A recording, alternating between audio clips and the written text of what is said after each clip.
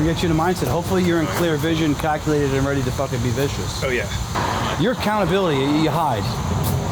It's a really gotta like stay on. And it's actually a loving thing. 'Cause you already paid me. I just don't have to chase you down. I don't hide. I get overwhelmed. And then you hide. Well, I just fixate on the wrong shit. Well, that's looks like hiding. Yeah. But the other shift is like coming out of like a fear-based mentality into an excited and like needed to feel that fall. Break open the outside. Let's go cook you some fucking. To what's inside of it all. It's a mighty man. water. A mighty man. Do you like rounded ones or you want Doing it all. How you doing? Yeah. Pretty good. Living off the land. Where we going? To his plan. Oh man, what have I been up to? Working on the coaching business. Got some coaching clients. That's exciting. But I did a week out in Colorado elk hunting and bear hunting. Ended up shooting one, a bull elk, a 5x5, and then a day later killed a black bear. Bear was probably like 250, 4 to 8 year old sow, female bear. I see the wound, but it's so close in. Yeah, there should be a bigger. That's just damn. Look at the feet. Fucking huge. Show the camera. Small.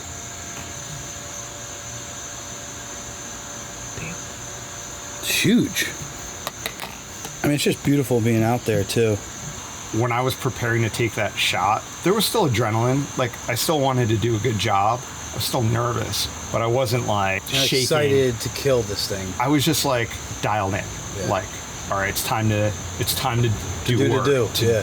Run the process and do it. So you shoot, you hit, you wait, you track, and then you find it. The way I think about it, it's like, wow, this majestic elk is just like living its best life until some asshole from New Jersey shows up, like shoots it with a bow. Like, what? Why? Like, I want to relate this back to Yeah. business though, because you said what you knew is in that moment, since you haven't been here only once before, you fully knew what you needed to do. The work needed to be done. Yeah. You were locked in and you executed the kill. And that's what you did when it came to Carve Systems. That's what you do. One thing I realize about you is when you're not focused on what you want to do and you're trying to digest it all and you're rattling it off the sides of your brain inside your skull, you're not focused. You're not in the kill space. You're actually in the nervous space. And the nervous space makes you so fucked. But when you fully lock and engage, you are someone that's extremely unstoppable, which is how you were able to go from that kid in the basement that was learning to just fix his computer so you could play a game, that computer your dad gave to you, to learning from that other weirdo in the basement, to selling Carve Systems with your partners. Like, that is your superpower when you are locked in. Yeah. And that is the hunter hacker in you. Yeah. I think that's when it's okay. Yeah, that's when the emotion comes, like, hey, we won, we did it. Yeah.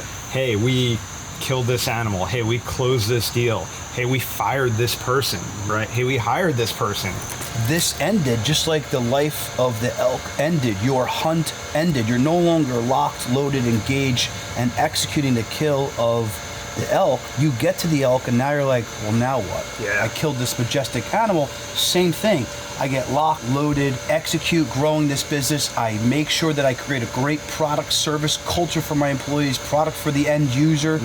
And now I have sold Carve Systems. You could continue to grow this coaching, consulting, and actually get yourself involved in all different types of kills so that new adrenaline constantly keeps coming. It's not the same kill of an elk. It's not the same kill of a pen testing business. It's not the same kill of a cyber. It's doing what you know how to do best in a ton of different businesses. And I think that's where you'll find fulfillment, purpose, and you'll never become bored. It can take time to like figure out what the new why is, what the new mission is, and then get locked in again. And it's okay to take time. You're not going to have all the answers right away, but you need to know that there's going to need to be a process that you need to follow to get to the other side and get back to that baseline where you're locked in again. Like, you have to do that, and you have to be in that exploratory mindset. Because if you're not in the exploratory mindset, now you're in the fear-based anxiety. You don't have excitement. What am I going to do with my life mindset? And that's not a good place to be.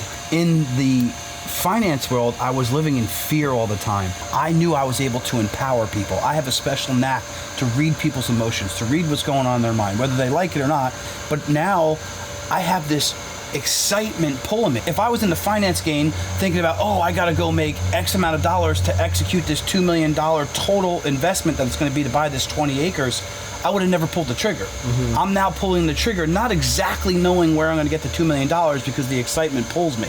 That's where I want you to get into. I want you to get into locked and engage mode.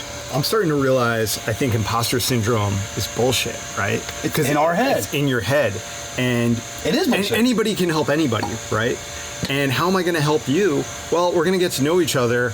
I'm going to get you to know, like, and trust me. You're going to understand what I'm about. And then you're going to be like, yeah, wow, I really like Mike. I see how Mike can help me out here. And we're going to go.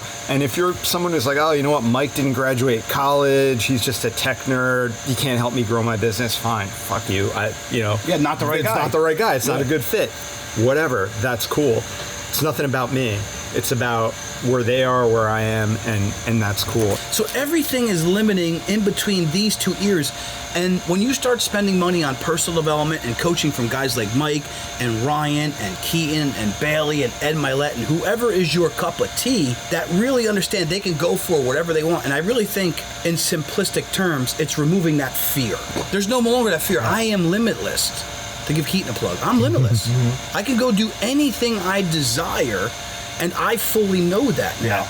And doesn't mean I'm not going to hit roadblocks. I'm not going to hit anxiety zones, right? Another thing, like the stress is always worse in your head. The anxiety, the fear, the negative outcome is Times always 1,000. worse in your head. You just got to recognize, like, yeah, that could happen. Probably not. I just need to keep working. Like, you can't let that shit paralyze you. No. Like, Keep going. From an exterior standpoint, I'm not the biggest wordsmith, or my vocabulary isn't somebody who's in academia. So I knew, but if I could build a trusting relationship, I could win. Long story short, it was stress. Plus running as a young kid, having fun, partying.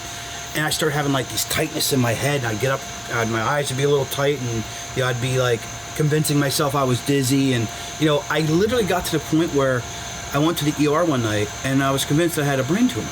And the ER doc, she was like laughing at me. She's like, turn off Fox News, like turn off the Wall Street channel, like just relax a little bit. You're a young guy, you got a long future ahead. She's like, I'm like, you don't want to take a scan? She's like, if you had a brain tumor, you would be, I'm putting my career on the line telling you don't. Long story short, I did force them to do a scan. But, that was all in my head. It was this crazy made up thing. And I had no idea what was really going on, but I was diagnosing myself like I was a fucking neurosurgeon. Yeah. And we do that in all aspects of relationships, business, health, and whatever. So you gotta be able to identify that stress is gonna creep in. And I think the anxiety comes with it. It's going to happen. Yeah. Be okay with it. Embrace it and learn how to manage it. Yeah, we've talked about drinking in the past, right? But as I got older, it's like, well, you know what? Going, having a couple of drinks, that's kind of nice, right? I would always tell myself, like, hey, it's cool, like, just go drink like a normal person, right? Just go have a couple of drinks, whatever, relax, have a good time. But what I've realized now, and I'm 43, 3 kids, stress, a lot of work, wife, houses, bills. I need to work out. Like, that is what keeps me even keeled. And like, Same. A drink, that fucking takes the edge off of me now. And it just occurred to me the other day, like, me telling me this story, like, yeah, man, it's okay. Just drink like a normal person. It's cool. Like, have a drink, go out to dinner, have a glass of wine. That takes the edge off. I don't want to be a fucking normal person. I'm not a normal person. You want to be a savage. I'm trying to get all this shit done.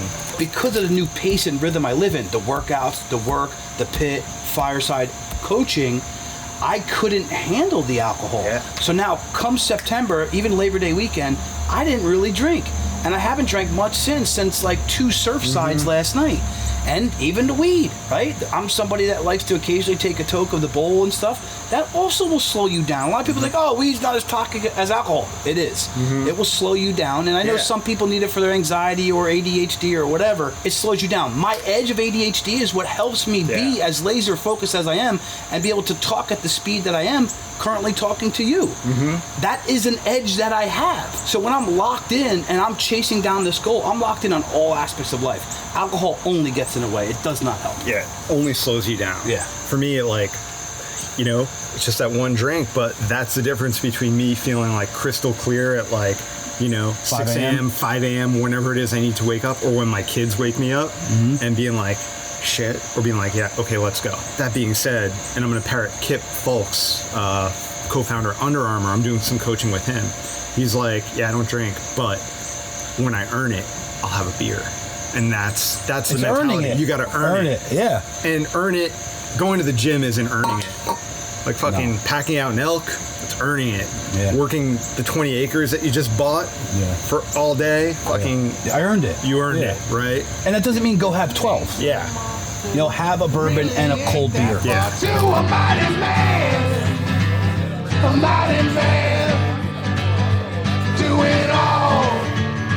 A mighty man can, living off the land, sticking to his plan, lifting up the town. That's a mighty man. My name is Chris, and I'm friends with Ryan. What do you do? I run a wealth management company. What else do you do? That's it. Jiu-jitsu, boxing, big dad. Give Trevor West money. Very to make helpful more money. in this dad's group called Dad's Edge. He runs a meeting helping dad navigate life, tough things. He's a good friend, good husband. Unfortunately, an Eagles fan. But Win last night. I saw Just that. barely. The Vikings suck and their defense is terrible, so you should beat them. But this dude's a great guy. He's got a very large wealth management practice. I refer him a lot of my clients on that end of the business, and just a great person. Make sure you're connected with him. So we're at our coffee meetup. This is probably the biggest turnout we had in a while. Everybody's extremely busy, especially summertime. People are away, traveling. Now the kids are back in school. Parents have their mornings back, thank God, right? But we get out here, a bunch of kind savages.